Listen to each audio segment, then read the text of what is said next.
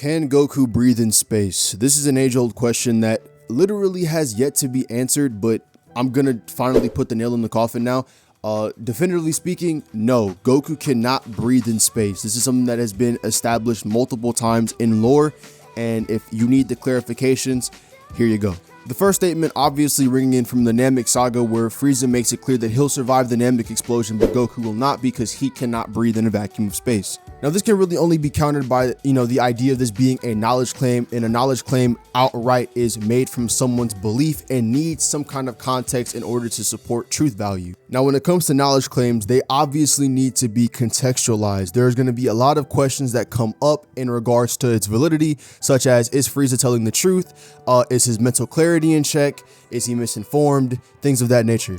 The next piece of direct evidence outright proving that Goku cannot breathe in a vacuum of space is from the moral fight, where it's directly stated by Vegeta that Goku will again die if he goes into the vacuum of space. You could then say that this statement does not have to directly talk about breathing, as surviving and breathing are not intrinsically connected, as Goku can still technically breathe in outer space but not survive, as the entire surroundings and the terrain and the atmosphere and environment have changed, thus impacting his combat abilities and his effectiveness. However, this is where the argument really starts to lose a lot of credibility when it comes down to Goku being able to breathe in space. In the fight with Gas, he actively gets suffocated and he gets drowned. This is literally the most direct confirmation that Goku needs air to breathe, as Gas makes a snide remark at the fact that Goku is an inferior race because he can die via the absence of air. So it's pretty safe to say that Goku cannot breathe in space. Now, Historic, what about all of the other instances that prove that Goku can breathe in space, like Goku on an asteroid? Goku being on an asteroid is a symptom of a theory that I'm definitely going to talk about at the end of the video, but stick with me for now. We can move on to other examples. I'm going to talk about that at the end of the video.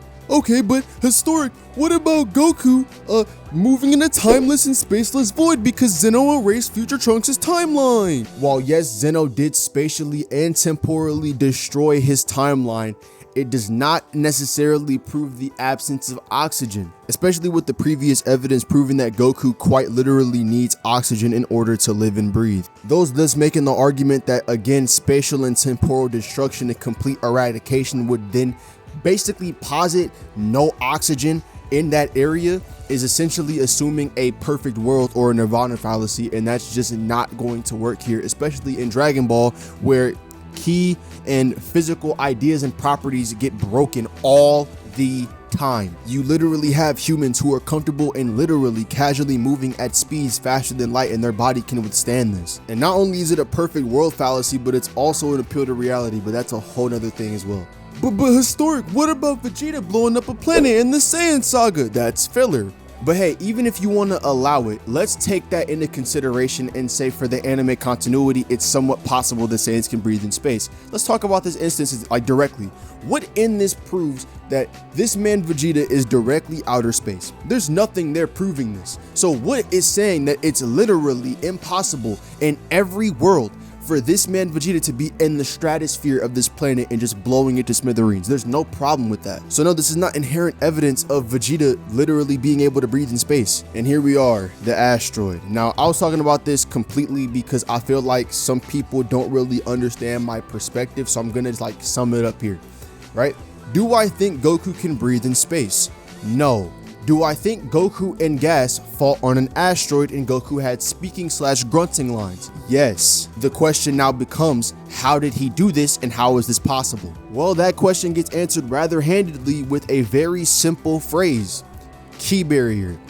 A ki barrier is a small amount of ki being used across the entire body or a specific body part, thus enacting a small amount of strength/durability, and also can be used as a small spacesuit. And yes, it can be visible or invisible. It really just depends on the context supporting it. Now, anyone saying that a ki barrier can't be used to contain oxygen, even though it'd be good at, repelling external forces, people don't really think that through, do they? For those that didn't pass basic chemistry, it's actively shown to us that when a gas is contained inside of an airtight area, it cannot escape and will remain there. And once again, these barriers are tight sealed. There are no holes in them. There's no entry point. These quite literally seal oxygen in them as a means of allowing these people to breathe. Hence why Goku in the Broly movie quite literally has an invisible key barrier and he gets put in lava.